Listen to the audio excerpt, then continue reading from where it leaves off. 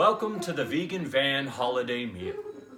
Today I'll be sharing with you how to reheat and prepare your holiday meal you've purchased from the Vegan Van. Join me. We'll go over the ingredients, the things you need, and the proper way to reheat your meal for a satisfying Thanksgiving. Join me.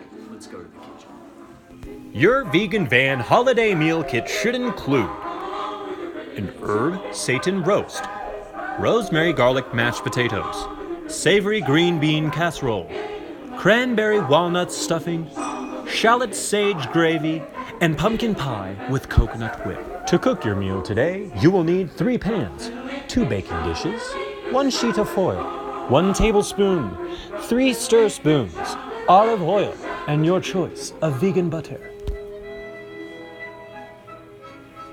A couple pointers before we begin, things you need to keep in mind.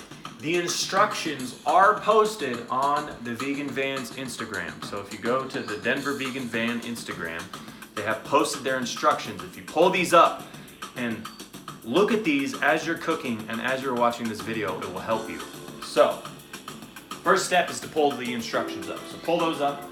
The other thing is you're pretty much going to be preparing everything at the same time.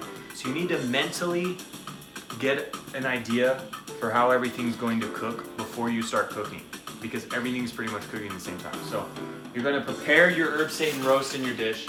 You're going to prepare your green bean casserole in another dish. Both of those are going in the oven for 15 minutes at 350 degrees. At the same time, you're going to have 2 dishes. Now keep in mind, during the instructional video, I don't have another dish, but this dish gave birth to another dish meanwhile, so we have this one to use for now. So my point being, you're going to have 2 saucepans. Probably 3 if you want to heat up the gravy separately from the mashed potatoes, which I do recommend. So 1 for the mashed potatoes, those are going to heat up last, so honestly you can put those as last priority. This is going to be at the same time. You're going to heat up your broth and all your goods. There'll be instructions for that. But you're going to have your stuffing here doing its thing, the mashed potatoes here doing its thing, another pan for the shallot gravy back here. Meanwhile, you're doing a 15-minute cooking session in there with 2 items. You're going to take them out, do some fandangling, and then another 5 minutes. So it's kind of a quick 30 to 45 minute prep time, because you're going to have about 10 to 15 minutes of mentally getting everything figured out, making sure you have all your items, and then it's going to be another probably 20 or so minutes of everything baking. So without further ado, let's get into the video. Get your aprons on. My apron just came in the mail. Cooking Kitchen King. There's a typo. I have to have the apron sent back to the manufacturer, but we're going to deal with it for now. So basically, let's go ahead and get started. Alright guys, welcome to the first step. So honestly, you're going to kind of prepare everything at the same time. The herb seitan roast, the green bean madness, crunchy madness, they're both going to take about 20 minutes in total. 15 minutes for the first baking session, and then you got to do a little fandangling, and then another 5 minutes. The stuffing is going to take probably 5 or so minutes to bring to a boil. You're going to have to bring this broth and some oil or butter to a boil. That's going to take about 5 minutes. Then 7 minutes for it to cook, and probably another additional 5 to 10 minutes for it to steam, okay? So the stuffing is going to slightly take the longest. The herb seitan roast and the crispy crunchy green beans will be a close second. And the shallot gravy with mashed potatoes will obviously be the quickest, because you're just reheating these in a saucepan. So, what you're going to do is you're going to preheat your oven to 350 degrees. Go ahead and do that now. I've already preheated my oven to 350 degrees.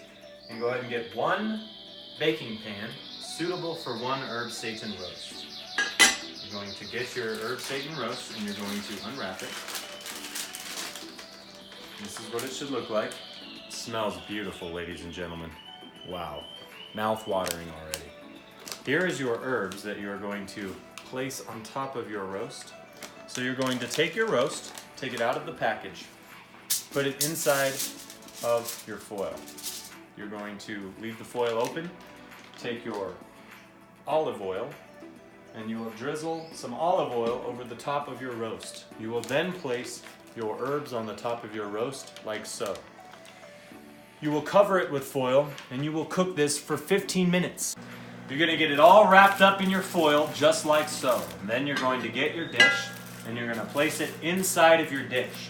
At this point, if you'd like to add a little bit of Miyoko's butter for more of that buttery flavor, feel free to do so. It's always optional. More butter, more buttery flavor, that's what I always say. Then you're gonna take your pan and you're gonna place it inside of your oven. And you are going to take your green beans, place them inside of your glass dish. You will then take the delicious green bean cream and you will layer the cream on the green beans inside of the dish like so. You will then place this also in the oven at 350 degrees. 15 minutes has gone by. We have now cooked our herb seitan roast for 15 minutes, as well as our green bean casserole. You're going to remove them. They're hot, be careful. They're very hot, be careful. You are then going to take your herb seitan roast. Ooh, it's hot. Ooh. And you're gonna unwrap it.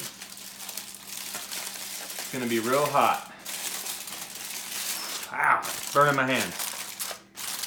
And then you're going to simply drizzle a little more olive oil on top. Drizzle, drizzle, drizzle, drizzle.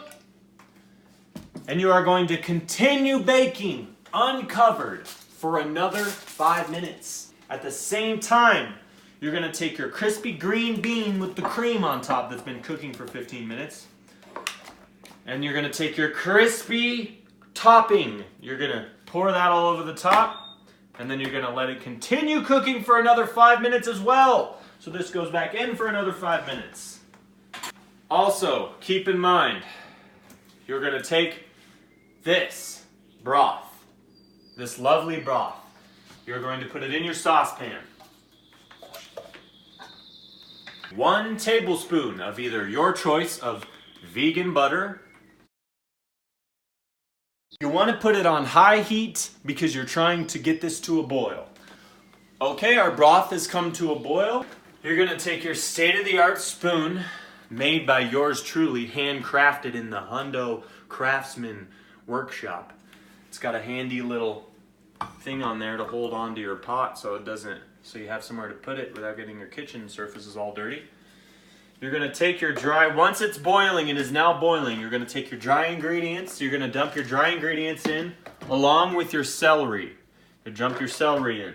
Then you'll slowly stir it in and you're going to take it off heat. Turn the heat off. But now keep in mind, you're going to need a cover. So put a cover on here so you can get that natural steam action. It is now steaming. Ooh, that's hot.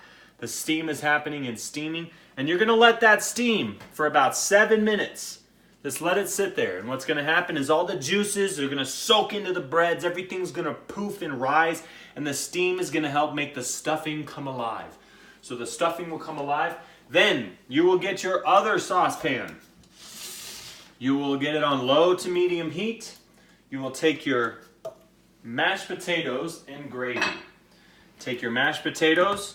Undo your mashed potatoes, put them in the saucepan, and you're going to slowly stir these around. This is at this point where if you want to add a little bit of your choice of unsweetened nut milk, soy milk, hemp milk, oat milk, the point is make sure it's unsweetened, folks, because if you add a sweetened milk, you will significantly taste it in your potatoes, and it could throw off the taste.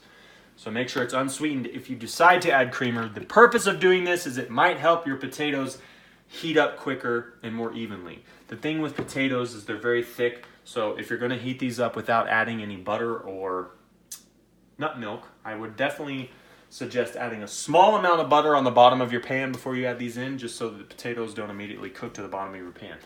Stir everything in. Make sure you're sitting here tending to the potatoes, stirring them in nicely. Once everything's warmed up, about 5 minutes should pass, you'll pull your roast out. This will be nice and crispy and delicious, perfect, ready to serve and slice up. You'll have your crispy green bean cream.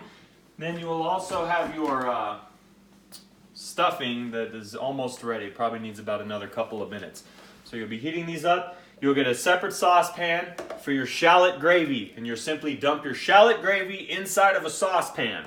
And you're going to slowly heat that up. I would not put that on high heat. I would put that on low to medium heat and let that gradually heat up over about 3 to 5 minutes. You don't want to burn your gravy. Stir your gravy around once it's warm. Serve separately from your mashed potatoes. You got your mashed potatoes, bring them over here. You got everything you need. You got your stuffing. Everything's coming together beautiful. And after you've stuffed your face with all these delicious goods, you're gonna go and you're gonna get your pumpkin pie.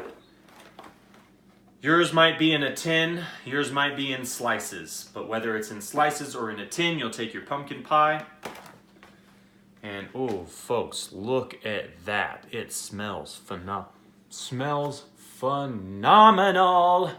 I'll tell you that right now. You also have a thing of coconut whip. You're gonna place coconut whip on top of there for that bonus flavor addition. Then, this is the most important part. This is probably the hardest part of the whole meal. You're gonna scoop these up, put them on a plate, and just take bites and enjoy. And that, ladies and gentlemen, is how you prepare your feast. I hope you guys cook responsibly, and I hope you guys enjoy your meal, because your taste buds are not ready for what you're about to put them through. So enjoy your Vegan Van holiday meal.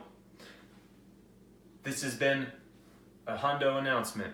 Yours truly. Thanks for joining me today.